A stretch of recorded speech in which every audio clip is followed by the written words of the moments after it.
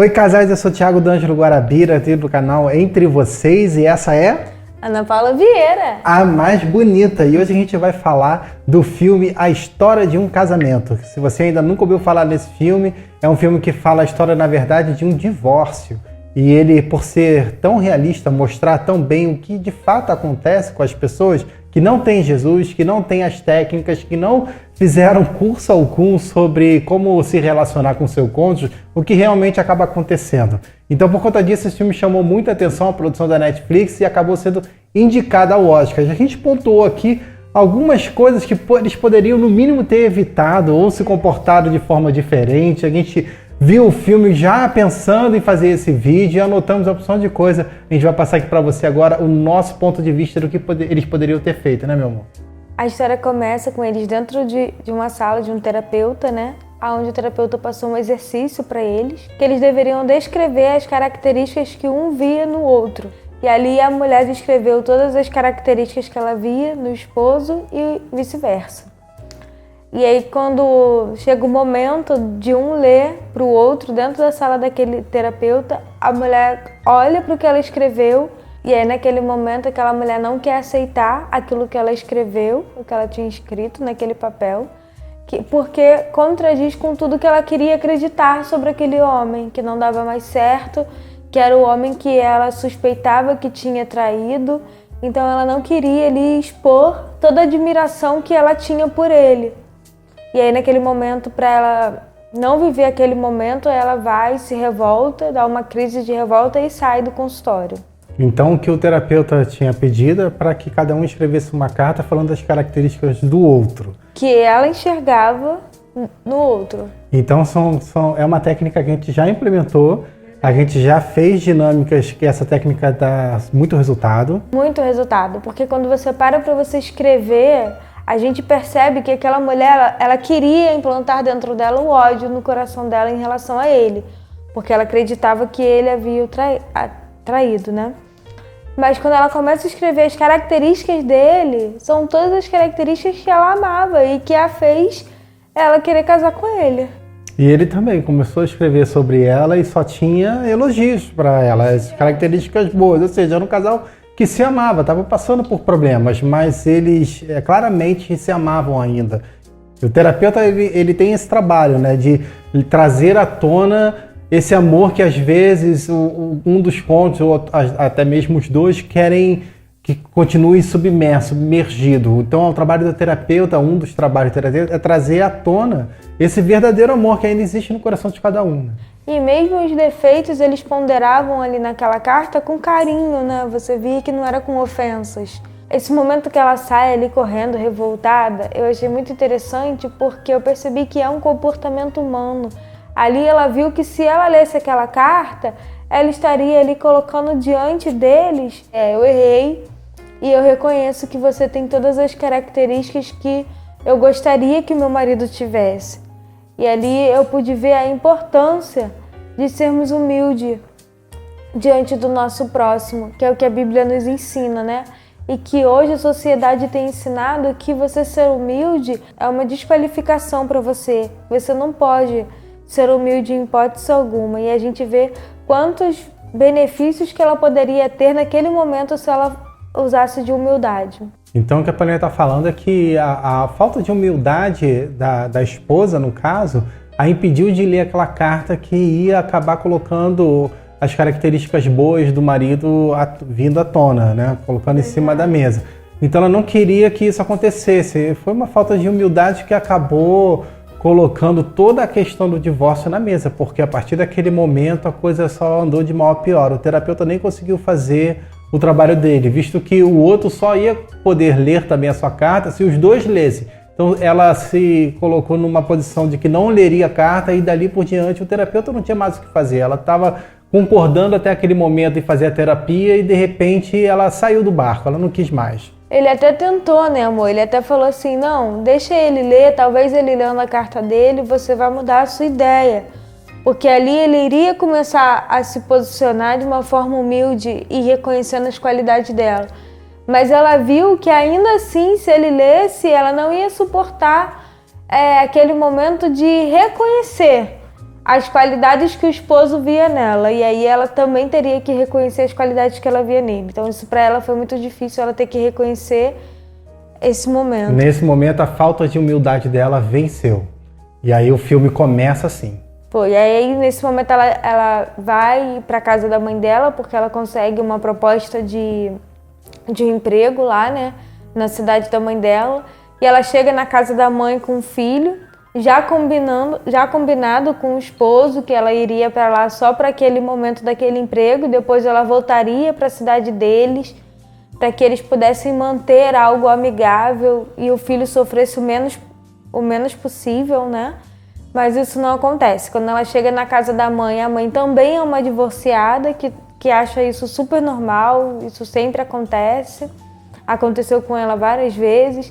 A irmã também está morando na casa da mãe, que também é uma divorciada. Então ela se vê naquela situação que é algo ali que ela é só mais uma, né? Ela vê que é algo normal, que acontece com todos os casamentos.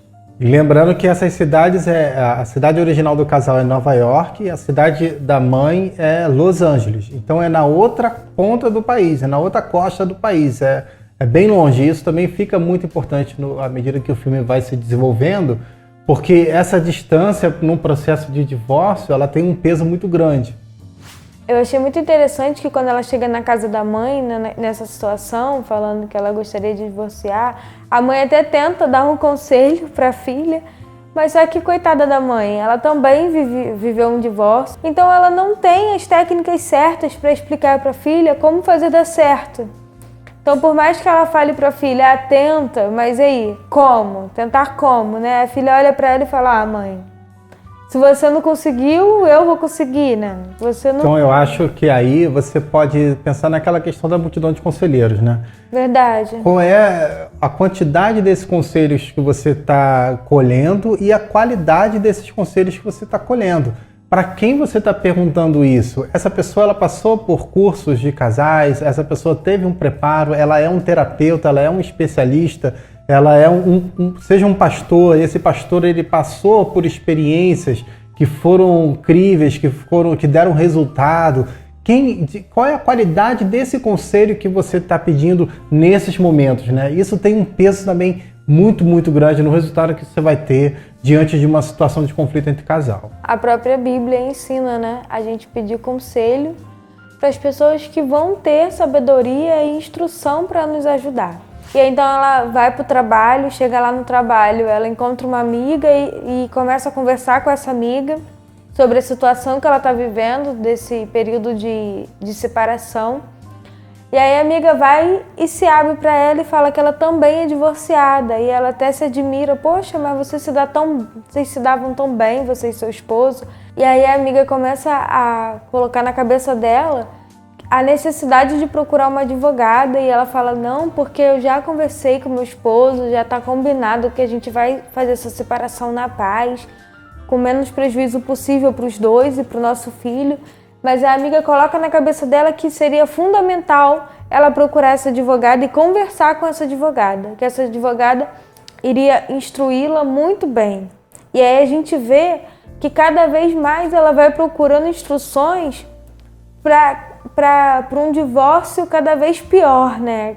Ali ela encontrou a mãe naquela situação, chega na amiga, a amiga mostra para ela que também divorciou e também foi com a utilização de um advogado, foi para a justiça e que ela ganhou muito com isso, foi muito satisfatório, a amiga está super feliz com aquilo, né? A aparência, porque a gente sabe que essa não é a realidade de um divórcio. E aí ela vai e procura essa advogada. E quando ela chega lá na advogada, a advogada se mostra como uma amiga, querendo ali abraçar como ombro amigo para ela poder chorar. Ela começa a chorar, começa a expor toda a tristeza dela, que ela estava ali, começa a contar como tudo começou e tudo que ela passou no casamento. E a advogada se coloca em uma posição de amiga. Chega perto de mim e me conta todas as suas dores. Mas aquilo eu pude perceber que já era uma técnica daquela advogada para poder extrair o máximo possível de atitudes que aquele homem teve de errado, ao invés de tentar mostrar para aquela mulher que era o mínimo aquelas atitudes, e ele tinha muito mais atitudes assertivas do que aquelas pontuais que ela colocou ali, que eram pontuais que ele errou, né? Não foi isso, amor? Tem inclusive aquela parte que ela se achega junto a ela no sofá, tirando o sapato, colocando os pés em cima do sofá para criar um clima mais amigável, um clima menos formal, para se achegar nela. Mas como o Paulinho falou, tudo isso é técnica de um conselheiro que ele está ali pelos conselhos para benefício próprio dele. Só que sem perceber, a gente acaba caindo nesse conselho onde, que na verdade, o conselheiro quer que você tome tal atitude, mas no final tem para um benefício próprio dele, seja para alimentar o seu ego, seja para benefício financeiro, do caso da advogada. E a gente, nesse momento, costuma estar muito fragilizado e acaba não percebendo o que está por trás daquele conselho. Então, de novo, olha o arco dessa história, como é que ele começa. Ele começa num terapeuta, ou seja, eles não estão desistindo do casamento deles, eles estão lutando ainda pelo casamento deles, e eles foram no lugar certo, na terapia, no terapeuta, aquele que tem o conselho do especialista. Eles foram no lugar certo, mas por uma questão de falta de humildade diante do que o terapeuta pediu, da parte dela, ela abandona o terapeuta. A partir desse momento, ela abraça outros conselhos. Olha só que interessante. Ela sai do conselho do especialista e entra no conselho da mãe divorciada, entra no conselho da irmã divorciada, entra no conselho da amiga divorciada, entra no conselho da advogada que trata de divórcio e não cobra barato. Então, E também é divorciada. e também é divorciada 3 vezes a advogada. Não, né? o advogado dele, que era 3 O vezes. advogado dele é divorciado 3 vezes, o advogado dela também é Era divorciado. Ou divorciada seja, e mostrava que estava muito feliz ela por sai ter de um... conquistado o divórcio. Olha isso. Isso é o que mais chama atenção no filme. Ela sai de uma situação que poderia salvar o casamento dela, que era o terapeuta, e ela começa a cair em sucessivas armadilhas de conselheiros com conselhos de péssima qualidade. Então, gente, assim, o que faz a diferença nesse filme, nesse arco histórico, são as decisões que se toma baseado em conselhos de quem de fato não tem nenhuma experiência, nenhuma autoridade em dar conselhos nesse momento. E aí que eu queria pontuar aqui também, Thiago, é que no momento que a gente está passando por momentos de fragilidade dentro do nosso casamento, todos nós passamos, né? Eu e o Thiago, por mais que a gente estude sobre casamento, existem momentos que o Thiago faz coisas que eu não gosto, existem momentos que eu faço coisas que o Thiago não gosta. E nesse momento que é pontual, com quem a gente vai conversar e sobre o que a gente vai falar do nosso cônjuge. Como a gente vai pontuar sobre a vida do nosso parceiro, né? Ela poderia ter pontuado com aquele terapeuta sobre esses momentos pontuais, mas ela preferiu pontuar com aquelas pessoas que ela achavam que era amiguinha dela, né? Entre aspas, porque só trouxe prejuízos para a vida dela. E ela pontuou aquelas coisas ali naquele momento de fragilidade e foi usado lá na frente essas pontuações, como até mesmo colocando como se um com o outro, né, como crimes que eles tinham cometidos um com o outro. Eles não conseguiram pontuar aquilo como um fato isolado no casamento, mas como um crime que eles estavam cometendo um contra o outro. Então isso é muito importante, o que você está falando para suas amiguinhas do teu esposo.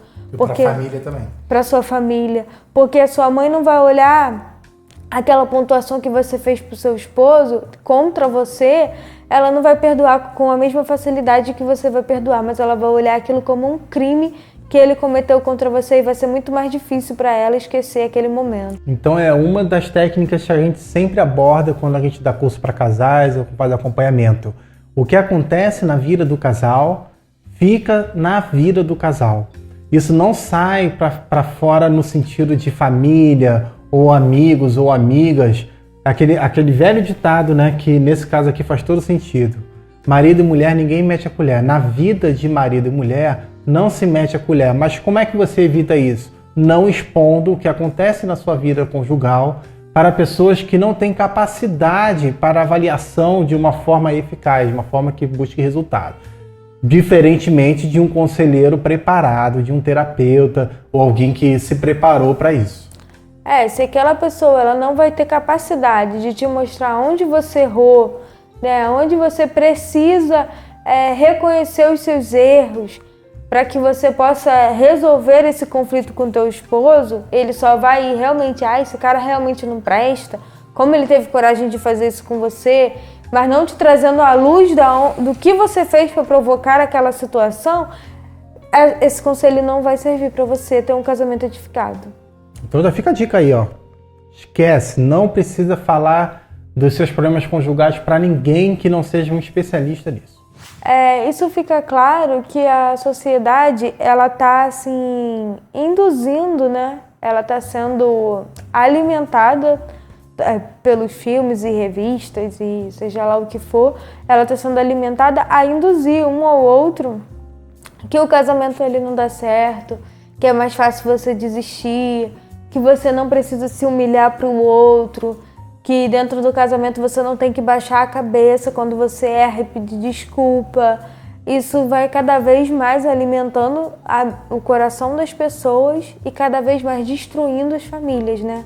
Porque a gente pode ver que esse tipo de comportamento, ele não para na primeira separação. A pessoa vai casar pela segunda vez e vai se separar novamente, e pela terceira vez e a quarta, porque o problema não está no outro, o problema está em como você se comporta dentro de um relacionamento. Esse filme, ele extrapola um pouco dos filmes que mostram o relacionamento de casal por conta desse realismo. A gente sabe que são coisas que não deveriam acontecer e é por isso que a gente está aqui fazendo esse vídeo. Não precisava acontecer, ela não precisava abandonar aquela terapia por conta de uma falta de humildade, de dizer ali os elogios que ela tinha escrito naquela carta. Aquilo não precisava acontecer dessa forma, mas de fato acontece. Aí esse realismo que extrapola um pouco o que seria dramático, roteirizado, ele fica tão realista que é isso que pega as pessoas pela identificação. Me lembro que antes da gente fazer esse filme, a Paulinha até conversou comigo. Thiago, isso não te impactou da mesma forma como impactou as pessoas que passaram por um divórcio? Então, como são muitas pessoas que viram esse filme que passaram por um divórcio, esse filme acabou se tornando isso que ele veio se tornar, inclusive com essa indicação ao Oscar. Eu acho que foi justamente nisso, mostrando que as pessoas tentam sim salvar o seu casamento, elas tentam sim fazer terapia, elas tentam sim pegar os conselhos das pessoas certas, mas seja por uma falta de humildade, seja por um orgulho um pouco exacerbado, elas acabam se desviando para os conselhos de quem não devem ser ouvidos, né? E elas dão ouvido a esses conselhos. E é muito interessante, Thiago, porque assim, a gente é fruto daquilo que está à nossa volta, né? De outras pessoas que a gente tem como amigo à nossa volta. Então, se a maior parte dos nossos amigos se encontram divorciados, a gente acaba achando que isso é normal, né? Então, se a mãe dela era divorciada, a irmã divorciada, a amiga do trabalho divorciada, aquilo acaba afetando na decisão que ela vai tomar. E esse filme ele tem um arco com um final que é surpreendente, mas se a gente for parar para analisar, a gente vai chegar nesse ponto, ele vai acabar sendo mais um final repetitivo de um ciclo que não sai da mesmice. E aí por isso que a gente está fazendo esse vídeo aqui, para que isso não vire um ciclo de uma mesmice que se faz verdade na sociedade, mas para a gente que é cristão e para a gente que busca realmente viver a plenitude de um casamento, esse ciclo ele vai ser quebrado, ele vai ser cortado. A gente tem como fazer através das técnicas e através da palavra, a gente tem como viver realmente um casamento na plenitude, onde esse círculo não faz parte de uma verdade. Tudo que a Bíblia ensina, fica claro que eles tentam colocar como errado, né? Quando a Bíblia ensina que a palavra do homem, né, da mulher, deve ser sim, sim ou não. Se eu dei uma palavra, eu devo cumprir com aquela palavra. E quando ela coloca diante da advogada e da amiga dela que ela tinha dado a palavra, que eles já tinham entrado em um acordo, que eles não entrariam na justiça para o divórcio, elas mostram para ela que não tem nada demais. Ela dá uma palavra e voltar atrás e fazer tudo ao contrário daquilo que ela havia combinado com o esposo. Tanto que o marido dela demora, né, a acreditar que ela tinha tomado esse tipo de atitude, de voltar atrás da palavra dela. Mas elas colocam para ela que não tem nada demais. E a gente vê que isso daí é mais um ponto que ajuda a não dar certo o relacionamento dela. Porque a Bíblia ensina você ter caráter, a você honrar com a palavra que você dá para o outro, né? Então eles tinham combinado de fato, quando eles decidiram que iriam se separar, eles decidiram que ia ser de forma amigável, sem advogados, só que por conta desse mundo de conselheiros, essa multidão de conselheiros, isso acabou se tornando inviável. Ela busca um advogado, ele se vê obrigado também a buscar um advogado, mas não era nada disso que eles tinham combinado entre eles, né? Desde o início, ela tenta falar pra ele que ela não queria prejudicar ele em nada e que ela não estava com a intenção de pegar nenhum bem, né? Ela fala pra ele que ele pode ficar com tudo, aí ele fala pra ela também que ela pode ficar com tudo, que não é isso que eles queriam, que um estava visando no outro. Mas no momento em que ela procura advogada, a advogada consegue fazer tanto a cabeça dela contra isso, que a gente percebe que ela começa a fazer várias coisas de maldade contra ele, né? Isso. Inclusive visitar todos os melhores advogados da cidade. Por conta de uma lei, né? Então é uma lei que é a seguinte, se um dos cônjuges faz uma visita a um dos advogados, esse advogado que recebeu essa visita já está legalmente impedido de fazer a defesa do outro cônjuge. Então só uma visita de um dos cônjuges impede o outro de ser defendido por esse advogado que recebeu a visita. Então é o que ela foi instruída pelo advogado de ir em todos os melhores advogados da cidade para que eles todos sejam impedidos de fazer a defesa do marido, no caso, né? Então são atos que os advogados vão colocando de maldade mesmo para que ele seja prejudicado durante a sua defesa. Inclusive até ela fala para a advogada que ela vai voltar para Nova York, né? Porque ela combinou isso com o esposo. E a advogada fala: agora não importa mais o que ele quer e o que é benefício para ele. Agora o que importa agora é você, o que você quer e o que vai ser de benefício para você, trazendo Então, para ela um egoísmo quantas muito vezes grande. a gente já ouviu esse tipo de conselho de pessoas que não têm preparo para dar conselhos? Que não importa ele, o que importa é você. Gente, isso é uma tremenda falácia, isso é uma mentira. Vocês, como cônjuge, o que importa para um, importa para o outro. Se você deu a sua palavra, é a sua palavra que você vai honrar.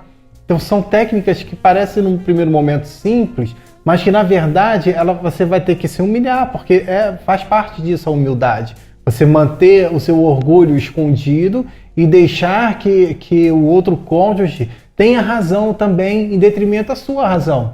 Isso a gente faz com os conselhos e com as terapias e com os acompanhamentos de casal, os casais que a gente acompanha, a todo instante. A gente busca a origem do problema e não o que está ali superficial, né? Muitas vezes a gente recebe queixas do outro cônjuge que tem de origem um comportamento do cônjuge que está se queixando. Isso também é muito natural. Na maioria das vezes. Então a gente vai trazendo à tona todo esse padrão de comportamento até que a pessoa por si só, e isso é importante, aí que entra a questão da humildade também e esconder o orgulho, ela por si só reconhece a verdade. Esse meu comportamento está provocando que o meu cônjuge se comporte daquela maneira que eu estou me queixando. Tiago, e entra ali também o egoísmo, né? Porque a Bíblia o tempo todo nos ensina a sermos altruístas. Né? Quando eu casei, o meu desejo é ver o Tiago crescer, eu poder dar a ele o de melhor para vê-lo sendo feliz. E isso provoca dentro do Tiago uma questão de dívida, né?